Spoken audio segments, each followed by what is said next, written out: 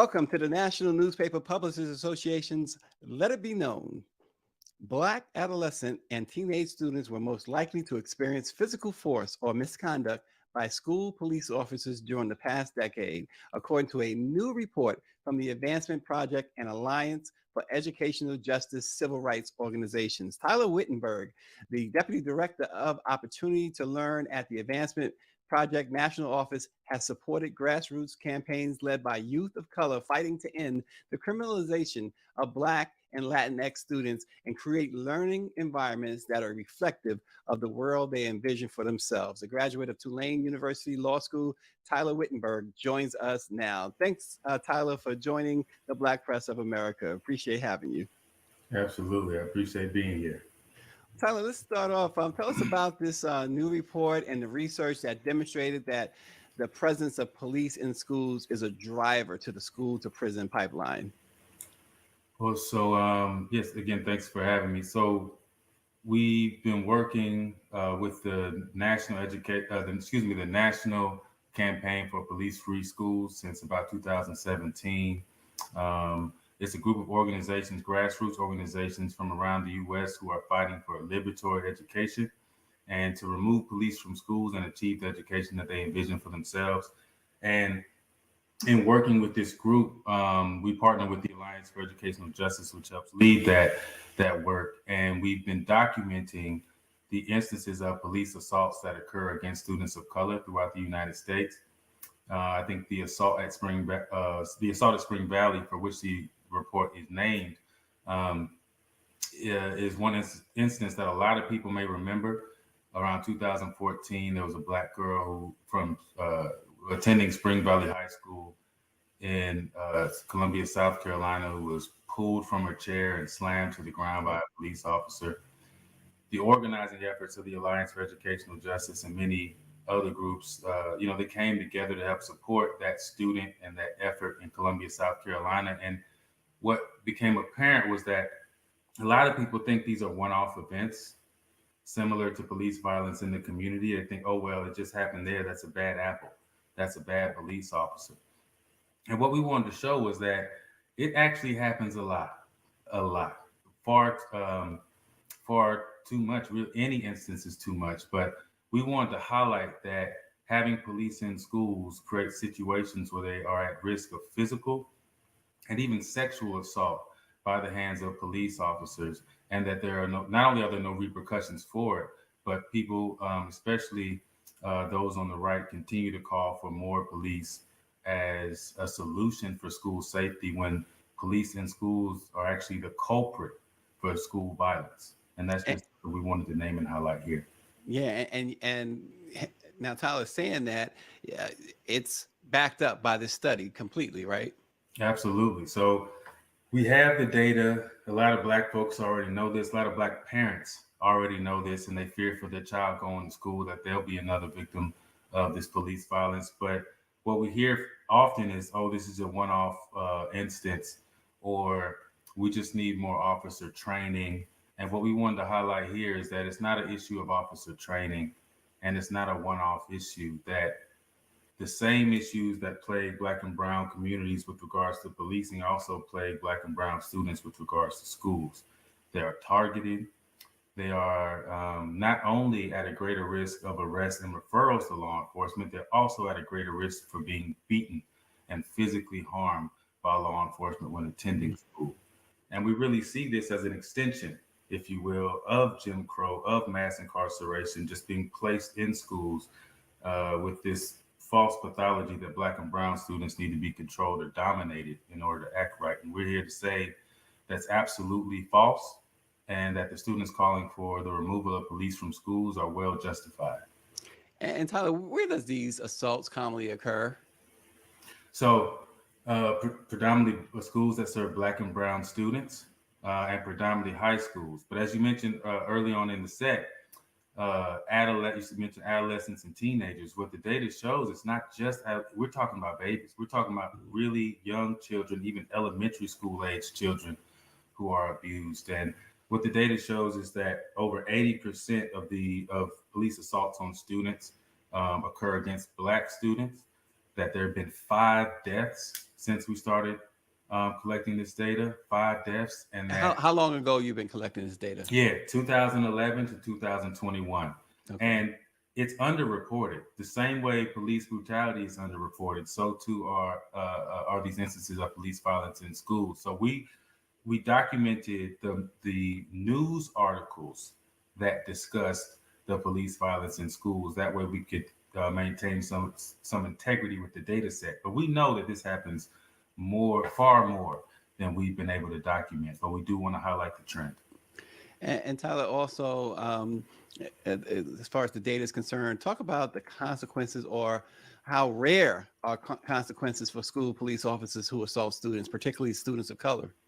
Right, roughly 50% of these officers who are slamming, tasering, pepper spraying, and in some cases even murdering and sexually assaulting students are meeting any sort of repercussion. Right, so once again, the same way police in the streets aren't being handled when they harm Black people, so too are they not being addressed when they harm students in the classroom. Yeah, you've said this is a phenomenon, not a one-off thing. Why aren't lawmakers ahead of this by now? Oh man, the easy. I mean, we have to talk about race. If we were talking about white students Hmm. being slammed and beaten on a regular basis while attending school, this would be all over the news. We wouldn't have police in schools in the first place. But because, as I mentioned, this is tied to the same pathology that places police officers in our communities and in our mass transit and that really views Black folks as a threat. That same mentality is used in schools. So Mm. And so it's something else that Black and brown students and parents have to deal with on a regular basis, right? absolutely, and we know what makes a good school. We know that if you invest in high quality educators, you pay them well. We know that you have small class sizes. We know that you provide students with extracurricular supports, that you also provide parent supports. We know that if schools are just adequately funded in the first place, Right. that that these things are preventative to some of the issues that parents are concerned about. But instead of adequately funding Black schools, they will excessively fund law enforcement to come in and criminalize Black and brown bodies. Mm. Wow. Tyler, the report says the findings really, and I'm quoting from the report, really sustains the long running debate over campus cops at U.S. schools and how they grapple with COVID-19's blow to student well being and mass shootings, all while setting out new security and mental health plans funded by billions of dollars from the Mhm. Bipartisan Safer Communities Act. Can you speak to that and the Bipartisan Safer Communities Act itself? Is it accomplishing anything? There are items in there that speak to provide resources for mental health, but when you also couple that with adding to the fire that is law enforcement within schools, then it's hard to imagine that being but so beneficial. So, after school shootings, the knee jerk reaction has consistently been the call for more police, but we know that a lot of these people calling for more police aren't actually the Black and brown folks that are being served in the majority of schools. And what happens there is uh, the issue at hand, these school shootings, which happen predominantly in white affluent schools, then get the repercussion, then get the aftermath of more law enforcement in Black and brown schools. And it just leads to the cycle of incarceration, which we called it the school to prison pipeline. That is a situation where the policies and procedures in the school make it so that a Black student is more likely to get arrested and go to jail by attending school than they would be by staying at home.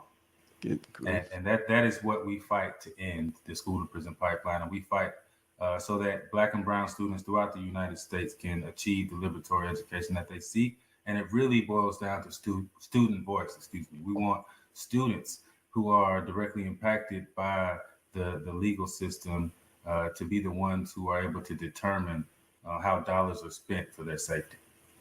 You know, schools are supposed to be one of those safe havens, That's but right. as we keep seeing over and over again, if you look like Tyler, look like myself, there are no true safe havens in the That's right. United States of America. That's right. Incredible. And Go ahead. We're speaking with Tyler Whittenberg, the Deputy Director of Opportunity to Learn at the Advancement Project National Office. Go ahead, Tyler. yeah, I think you hit the nail on the head there. This schools are meant to be a place where you go to learn and grow. What is required with growth is a level of vulnerability. It's the room to make a mistake and have an adult who cares about you step in and say, "Hey, that's a mistake. That causes harm. And here's how you can grow and learn to be a better individual now as a child and to grow to into a thriving adult." And instead, what we see are the typical things that we see with youth being responded to with law enforcement and with being pushed into the criminal justice system. And we're not talking about all students. Hmm. We're not talking, we know who we're talking about. The Right. report shows that it's not just the arrests and referrals to law enforcement, it is actually the physical beatings that occur at schools that are disproportionately handed out to Black and brown students. Wow. Again, this report, everyone should take a look at this report. It is really, really sad to say the least. It's horrible. You know, as a parent, I have school age children, and I'm sure many of our viewers, you either have school age children, school age grandchildren, nieces or nephews. This is really, really frightening to say the least. For the argument of removing school police, there was a great deal of analysis in your report, in the report that we're referencing. Tell us, what did the researchers discover when they spoke with students, parents, and educators? Well, so this research in particular just looks towards the data from the assaults, but I would encourage people to view www.policefreeschools.org. The National Campaign for Police Free Schools has been compiling stories and experiences from youth throughout the United States who are demanding that their school districts actually invest in things that support them and that don't lead to criminalization. And so right now, what youth are asking for across the board is really a larger say in the matter. It's oftentimes that us adults get together and we say what should happen, but right now the youth are voicing their opinion quite loudly. And they're letting you know we want mental health supports. Hmm. We want safe spaces for Black youth, for Latinx youth, for LGBTQ plus youth, all of these things. And if we as adults listen and valued their opinion and actually made investments based on their opinion, we think that we'd be able to achieve that liberatory education that youth are out there fighting for. Tyler, I want you to dissect this. We hear oftentimes folks will say, well, Black parents are, in general, are not as involved with the schools that they should be. But then you take that argument by some. I don't agree with that argument. Right. There's probably some who are not as engaged as they should be, but not as a whole. But you take that argument, and then you look at facts on the other side that says Black interaction with law enforcement often leads really to death of the Black person. That's So, right. so dissect that in this setting. You got all these school police. They're committing assault, and even as you said, rape, murder. Um, how do you reconcile that? How can you as a Black parent feel comfortable in a setting with an officer?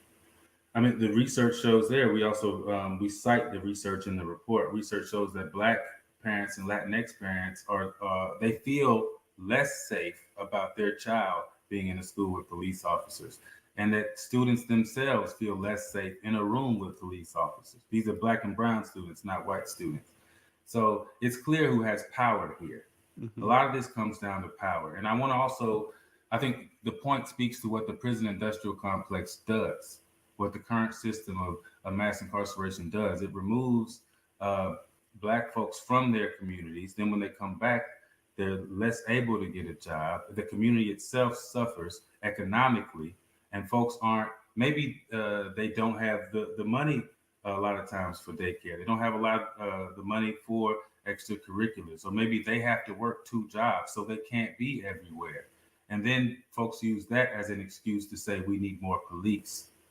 This is a circular logic that leaves Black folks in the continuous status quo of really bearing the brunt of law enforcement in America, and continuously feeding us into the prisons and jail cells that that still sadly look a lot like me and you, honestly.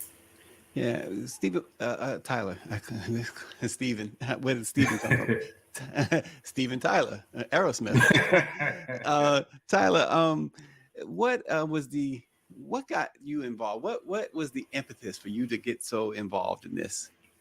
I started off as an 8th grade social studies teacher in Columbia, South Carolina. My great grandfather helped build some of the first schools for Black folks in Greenville, South Carolina. My father was, deep in the community. So for me, and then seeing what I saw as a teacher in 8th grade, as an 8th grade teacher, rather, it was just a no-brainer that if I was going to do something, it needed to be all that I could do to help fix education for students that look like me. Um, the systemic underinvestment in education and the systemic use, heavy-handed use of law enforcement collectively creates a system where all we can really point to are the exceptions. I'm an exception. Mm-hmm. You're likely an exception. And so then at that point, uh, it feels like we're fighting for scraps at some point. And what we want to do is say we want the power to go in the hands of the students and in the hands of parents of color who can identify what they want for their child, assess how well that works, and then make the decision over again. When you look at school districts throughout the United States, whether it's Philadelphia, LA, New York, that constantly go out of mayoral control, or the vote of the Black and brown parent and the voice of the Black and brown student has been continuously undermined, because they know that this is really the fuel for our social justice movements and the fuel for us to fight back against really the oppression that has existed since this country was incepted. The report says that at every stage of the youth punishment system, whether it's school exclusion, arrest, detention, probation, all of that is counterproductive to healthy adolescent development. Youth That's development is harmed, not promoted. Can you, again, you've done a good job already of it, but can you further break that down for us, please? Absolutely. So, adolescent development, we know 3 things are necessary for very productive adolescent development. That is positive relationships with adults that genuinely care about you. That's positive relationships with your peers, called pro-social relationships, and it's opportunities for both critical thinking and decision making. When a youth makes a mistake, and oftentimes these assaults occur when there is no mistake, it's just pure abuse. But when they are physically assaulted or simply arrested, even for their actions, you are taking away their bodily autonomy. You are separating them from whatever pro-social relationships they do have. You're separating them from their family. You are then you are detaining them for a period of time, giving them a stigma, that identity piece, giving them the stigma of being in the system. Then when they return, they are further alienated from all the positive pieces in their life. At every step of the way, from arrest to detention to what they call juvenile probation, the youth is actually being stripped of the things that we know are helpful to their positive adolescent development. They call it juvenile justice system. There's no justice there. It Right. is a youth punishment system, which has no benefit, honestly, to Black folks and to Latinx folks, and really to youth in general. What we need to do is nurture and care for our youth, let them know that you can make a mistake, and that when you make a mistake, it's okay. Let's own up to it. Let's see what the harm was and try to repair that harm. That's what restorative practices are about. That's what transformative justice is about. And at this point, we know better and we should do better. Yeah, isn't, you mentioned the juvenile justice. Everything seems to be such a uh, filled with hypocrisy. Because, like you said, the juvenile justice system is injustice, right? And you think about the court system for adults. There's no real justice there. We look at all of these things, and you see the deck is stacked. What do we do, Tyler? We listen to the youth. So what I do as a movement lawyer is try to build capacity for grassroots organizations that are led by youth, build capacity for them to achieve their demands. So at the end of the day, we need to listen to youth. We need to create spaces for youth to not just be themselves and be affirmed, but to also start to organize themselves and create their own demands. And then us as adults, we need to listen to that and simply provide that back for them. Uh, you know, there's of course there's racism, and we know that that's there, but there's also ageism. And just because me and you are black doesn't also mean we know what's best for a 14-year-old right now. So it really takes both. It takes us fighting against the status quo to create a system that can give power to youth. And then it takes us to facilitate that conversation for them and with them, and then step back and give them the power to make decisions for their own future. Yeah, another thing I was thinking of was the Department of Corrections, and as a public enemy said, when does the state pen ever correct anything? Mm, So mm, um, it's just that's right. it's too much. Tyler, having gone through the report, recognizing the real issues, the alarming issues, they are alarming to say the least. I asked, where do we go from here? But what's next following this report? What can be done? How you tend how are you planning to use the report? Right.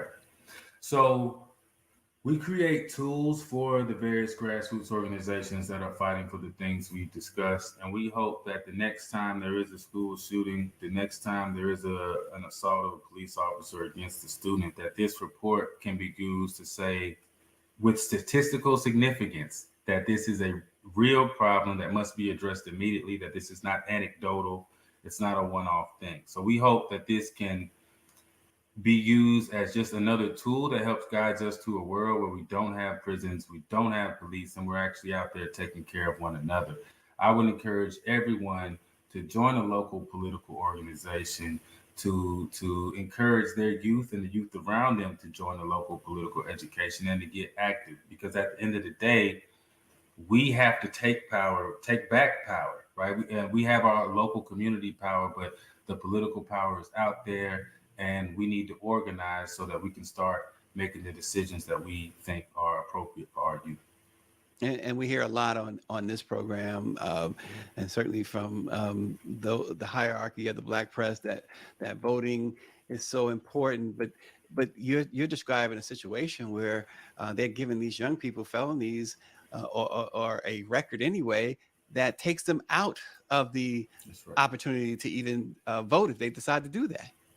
And discourages. So during adolescence, that's when you actually obtain your sense of identity and your sense of fairness. So during the course of my adolescence, when I'm trying to really confirm my identity and understand what fairness even means, you're telling me I'm a criminal, and you're throwing me in juvenile detention facility for something that I didn't even do, or something that is really minor. So what the the school to prison pipeline also, to your point, it knocks out an electorate for the future. You're talking about people who if they have the felony, it may be harder for them to vote, but also why? Why would I join this system, this society that doesn't deem me as worthy, that sees me as a threat? And we want to turn that on our head. And that's also a call to Black educators out there. As a former teacher myself, I think it's incumbent upon us to take back the sense of civil rights that was in the job to be a Black educator before integration, right? To be a Black educator back then was to be a part of, in a way, the civil rights movement.